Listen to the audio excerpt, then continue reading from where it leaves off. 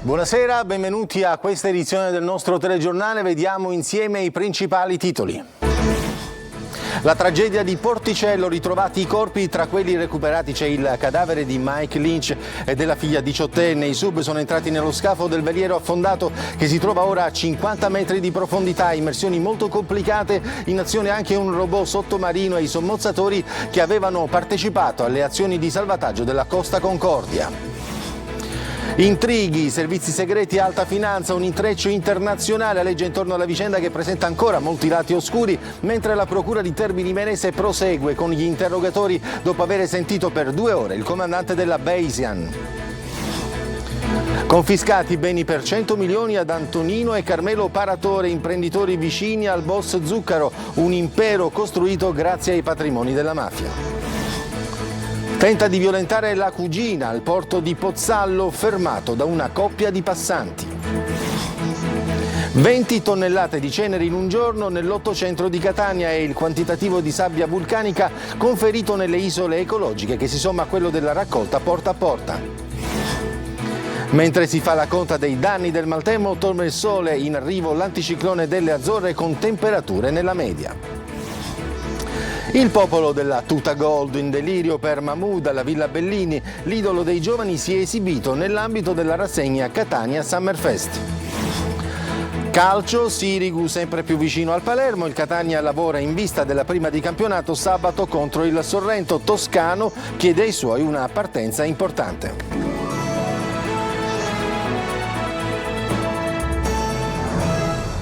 E come avete sentito dai titoli, naufragio del Bayesian, è stato recuperato il corpo del magnate Mike Lynch e della figlia 18enne. Tra i soccorritori anche i sommozzatori del disastro della Costa Concordia, ma sul posto ci sono per noi Giusy Adelaide Barbagallo e il nostro operatore Angelo Pandolfo. Adelaide. Sì, eccoci qui, l'imbarcazione dei Vigili del Fuoco è andata al largo ma è tornata senza alcun corpo. Il quinto dei dispersi, ma possiamo ormai parlare di vittime, è stato individuato ma non è stato ancora recuperato.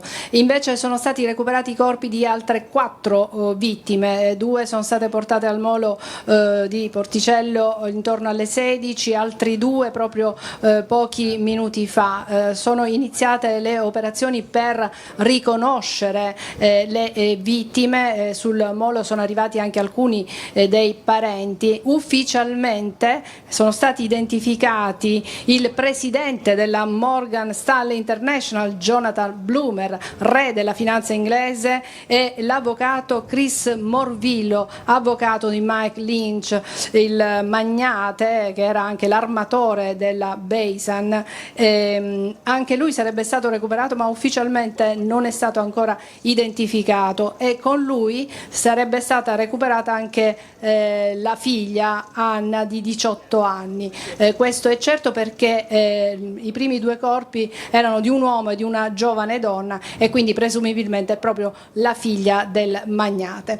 I corpi sono stati ritrovati all'interno di una cabina del super yacht. Erano coperti da un materasso, ma ormai i sommozzatori hanno capito e trovato dov'è che si trovano le vittime, e quindi da qui a breve si presume possano essere recuperati i corpi degli altri 2 dispersi che ancora mancano all'appello. La procedura è questa: vengono portate le vittime sul molo, poi dentro la tensostruttura della protezione civile, qui c'è una sommaria ispezione, ci sono anche alcuni parenti, poi i corpi vengono caricati sulle autoambulanze e portati via. Se non ci sono domande restituisco la linea. Grazie Adelaide. Ricordiamo che sono 7 i corpi che erano stati dispersi, già 5 sono praticamente stati recuperati, un sesto era stato recuperato nelle ore successive alla tragedia ed era il cuoco. 15 invece sono le persone che si sono salvate. C'è un intreccio di servizi segreti miti, alta finanza e cospirazioni internazionali che aleggia intorno a questa tragedia, la tragedia di Porticello, con tanti lati oscuri. Sentiamo Luca Ciliberti. Servizi segreti, dettagli inquietanti, strane coincidenze e poi i patrimoni milionari enormi. Sul naufragio dello yacht Baiesan a Porticello si stanno rapidamente diffondendo notizie che suggeriscono che dietro questo evento possa celarsi un intrigo internazionale. Tra i dispersi c'è il proprietario dell'imbarcazione Mike Lynch, il Bill Gates britannico. Il suo ex vice Stephen Chamberlain invece è morto sabato scorso dopo essere stato investito da un'auto pirata in Inghilterra. Entrambi erano accusati e poi assolti di aver gonfiato il valore della società Autonomy acquisite dal colosso americano Hewlett Packard nel 2011 per 11 miliardi di dollari.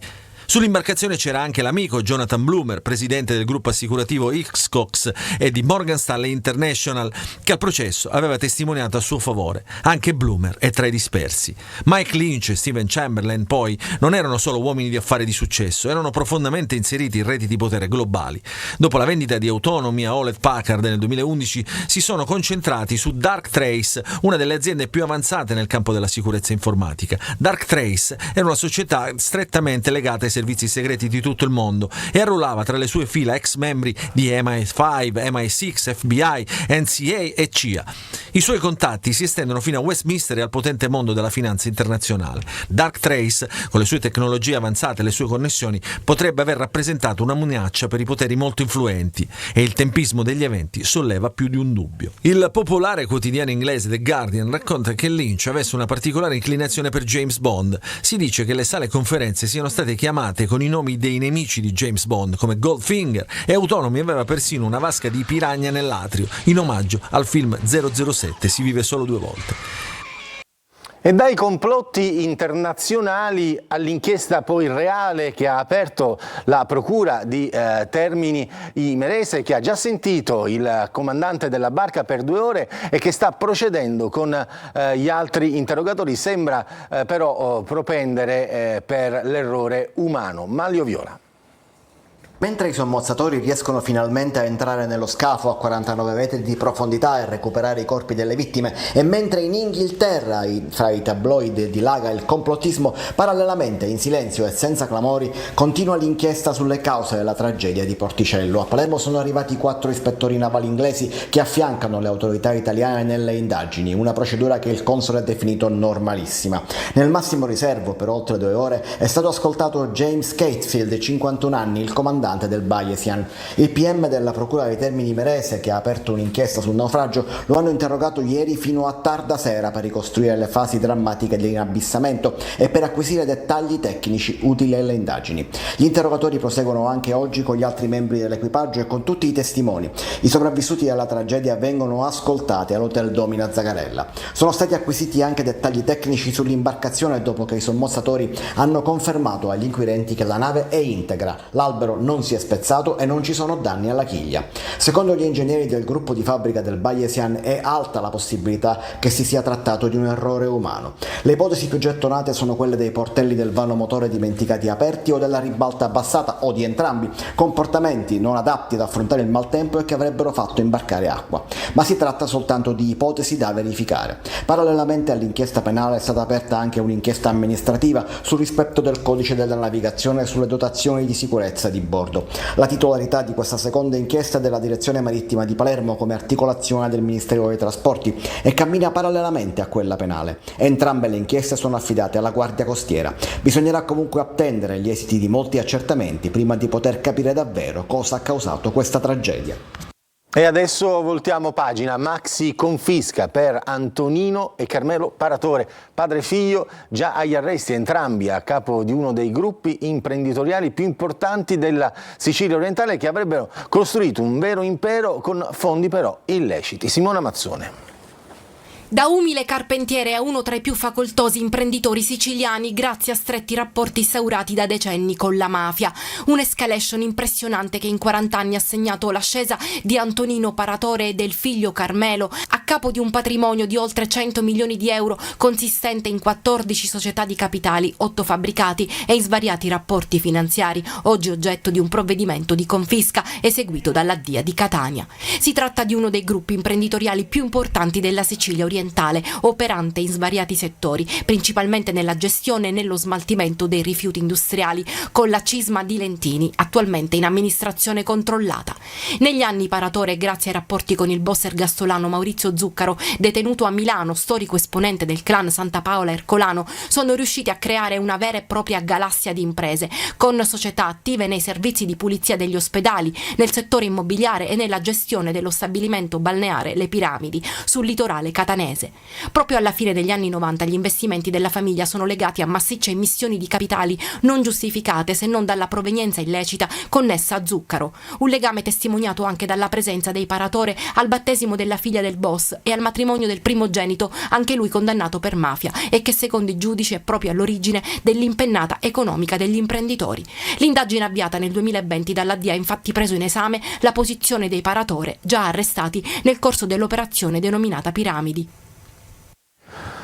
Tenta di stuprare la cugina, un nuovo episodio di violenza nei confronti di una giovane donna a Pozzallo. Veronica Barbarino. Prima ha provato a caricare in macchina la cugina con la forza, poi le ha strappato i vestiti e ha tentato di violentarla. Un nuovo episodio di violenza nei confronti di una giovane donna a Pozzallo. La vittima si trovava nei pressi dell'area portuale quando il cugino 28enne l'ha aggredita per avere un rapporto sessuale con lei. Le urla e le richieste di aiuto della giovane hanno attirato l'attenzione di una coppia che in quel momento stava passando in auto e, vedendo la ragazza seminuda e in una situazione di pericolo, si è fermata ed è intervenuta. La vittima è stata accompagnata così presso i carabinieri della città marinara, dove ai militari ha raccontato quanto le era accaduto poco prima. Accompagnata in ospedale, è stata dimessa con una prognosi di 10 giorni per le ferite riportate nella colluttazione con l'uomo. I carabinieri hanno poi rintracciato e arrestato il 28enne, per cui sono stati disposti domiciliari. Più di 10 kg di cocaina sono stati sequestrati dalla polizia di Ragusa, che ha tratto in arresto 3 corrieri ucraini che viaggiavano a bordo di 2 autovetture. La droga, una volta immessa sul mercato, avrebbe fruttato al dettaglio 3 milioni di euro e si trovava nascosta in un doppio fondo ricavato ad arte nel cruscotto anteriore dell'auto. 20 tonnellate di cenere in un solo giorno e solo nell'800 di Catania. È il quantitativo conferito nelle isole ecologiche catanesi, che si somma a quello della raccolta porta a porta. Eva Spampinato. La Task Force Cenere ha lavorato senza sosta, notte e giorno, per raccogliere la cenere vulcanica conferita dai catanesi nelle 3 isole ecologiche fisse e nelle 6 isole mobili sparse per la città. E questa mattina gli uomini della Gema, che stanno ripulendo Catania in sinergia con le ditte Ecocar e Supereco, hanno completato il giro del centro portando via decine di sacchetti da Viale Ionio a Corsa Italia. In un solo giorno e nel solo l'800 sono state raccolte già 20 tonnellate di cenere. La raccolta porta a porta verrà effettuata per le prossime 4 settimane e mercoledì sarà il prossimo giorno utile per conferire i sacchetti davanti le proprie abitazioni. I cittadini potranno depositarla martedì dalle 20:30 alle 22 insieme con la carta, ma in sacchetti separati e con la cenere in sacchi trasparenti, vietati quelli neri. In questo quadro diventano cruciali anche i punti di raccolta mobili e fissi. La Gema fa sapere che nei 4 punti mobili di raccolta cenere da loro gestiti la risposta è stata scarsa, con circa una decina di sacchi depositati per ogni punto. Sempre la Gema intanto ha intensificato l'attività di spazzamento sia manuale che meccanico, con un piano straordinario, turni extra e personale extra assunto appositamente per questa attività. Anche la pulizia delle strade continua senza sosta, come continua con uno sprint in più la pulizia dei tombini. Sono 2 le spade di Damocle sulla testa dei catanesi: la pioggia, che arriverà presto e sarà un pericolo se dovesse arrivare torrenziale, come è successo negli scorsi giorni in altre zone della Sicilia, e una possibile nuova eruzione dell'Etna che potrebbe vanificare tutto il lavoro svolto sino ad ora.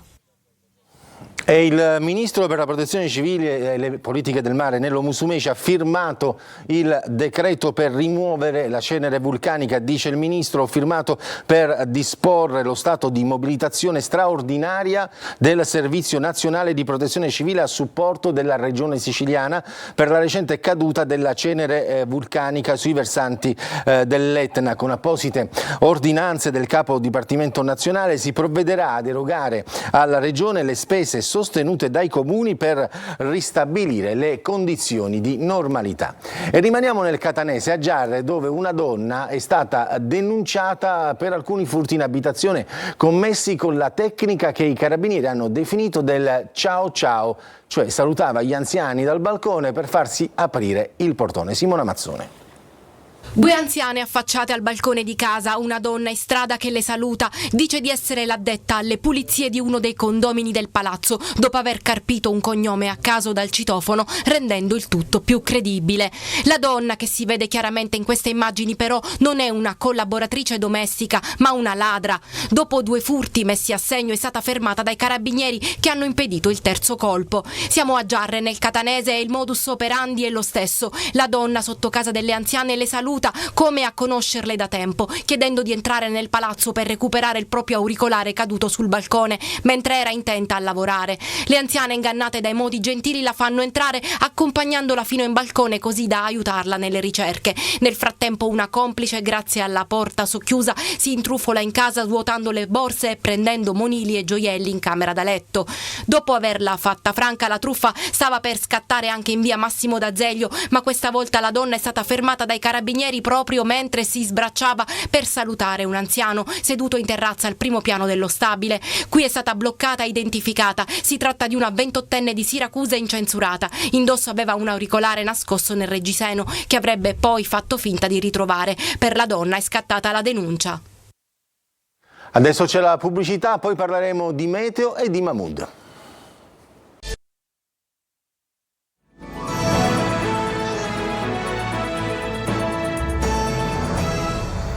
Dopo una breve tregua ritorna il caldo, anche se al di sotto dei 40 gradi, ma secondo gli esperti a fine mese potrebbe tornare anche la pioggia. Intanto a Stromboli prosegue la conta dei danni causati dal maltempo. Francesco Aloi. Alle Eolie e soprattutto a Stromboli si contano ancora i danni del maltempo, ma in Sicilia è tornato lui. Eccolo, il sole. Cielo limpido e colonnina di mercurio che sale. Torna l'alta pressione con un nuovo anticiclone che questa volta arriva dalle Azzorre. Torna il caldo. L'era mancato? No, non mi era mancato. Le temperature dovrebbero oscillare tra i 30 e i 35 gradi, lontane dai 40. Il grande caldo delle scorse settimane quindi non dovrebbe esserci. Sul finire della settimana si potrebbero raggiungere anche i 37-38, ma complessivamente questo finale di agosto vedrà temperature non troppo eccessive. Qualche giorno all'insegna del bel tempo, poi a fine mese potrebbero tornare i temporali. Si potrebbero avere anche brevi periodi associati a temporali sparsi. Nel frattempo l'estate continua con spiagge prese d'assalto e centri storici pieni di turisti, tra chi spera che duri ancora a lungo e chi invece aspetta il freddo e soprattutto la pioggia. La tuta gold, che probabilmente per il troppo caldo ha evitato di indossare, di Mahmood infiamma la Villa Bellini di Catania per il concerto del cantante italo-egiziano nell'ambito della rassegna Catania Summer Fest. Eva Spampinato. Tutti si aspettavano la tuta gold, ma Mahmood ha sorpreso il pubblico catanese con un look alla Robbie Williams primi 2000, una magliettina sottilissima, effetto corpo senza pelle.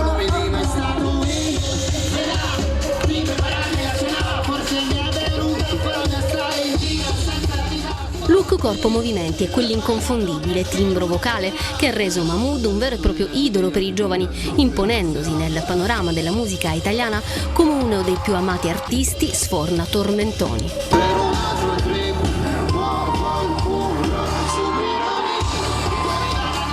Il cantante italo-egiziano, in concerto alla Villa Bellini per la rassegna Catania Summer Fest, ha portato i suoi brani più celebri, dalla fortunata tuta gold dello scorso Sanremo a Soldi, brividi. Per me sarà un volo diretto all'aldilà di me. Oltre 5.000 i fan che hanno riempito l'arena della Villa Bellini, una scenografia semplice ma d'effetto che ha esaltato la potenza vocale di Mahmood e la sua capacità di raccontare storie attraverso la musica, suscitando ascolti attenti e carichi di emozioni, mescolati con applausi scroscianti. Se il mondo ci vorrà distrutto, lotteremo stare contro tutti. Forse non è natura.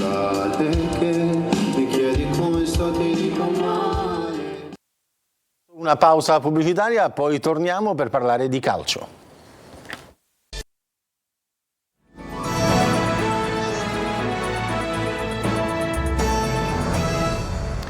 Mercato e campo per le siciliane, colpa in entrata e lavoro sul campo in vista degli impegni di campionato, ci dice tutto Marco Gullà. Il ritorno a Palermo di Salvatore Sirigu è sempre più vicino. Quella che era solo una suggestione si è trasformata col tempo in un'idea plausibile e al momento è la pista più concreta per sostituire l'infortunato Alfredo Mis. Il DS De Santis ha vagliato diverse soluzioni per la porta. Sono stati tanti i giocatori proposti, Brenno, Castrate, Nicolas e diversi contatti con i portieri come Consigli e Costil. Alla fine però il dirigente ha deciso di virare su Sirigu al momento svincolato dopo l'ultima esperienza in Turchia. Intanto la squadra lavora per la trasferta di Pisa, oggi allenamento a porte aperte al Barbera. Catania che lavora invece in vista della prima di campionato che sarà a Potenza contro il Sorrento sabato. Toscano chiede ai suoi una partenza importante. Sul mercato Tirelli è stato ceduto al Siena, Boa verso la Serie B. Alla Carrarese in entrata il club etneo sarebbe molto vicino all'acquisto di un difensore. Si tratta nello specifico di Alessandro Malomo, centrale classe 91, da gennaio 2022 in forza alla Triestina, club col quale ha messo a referto 105 presenze e 7 gol. Trapani che continua invece a collezionare colpi di mercato, granata ad un passo da Ionita, centrocampista svincolatosi dal Pisa, che piace molto anche a Lecco. Il Trapani però sarebbe in vantaggio e nella giornata di oggi potrebbe già trovare l'intesa sulla base di un accordo biennale. Messina che lavora verso il Potenza, ieri allenamento pomeridiano al Marullo.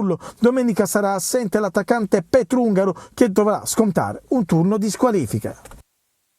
È tutto per questa edizione del nostro telegiornale, grazie per averci seguito, buon proseguimento di serata.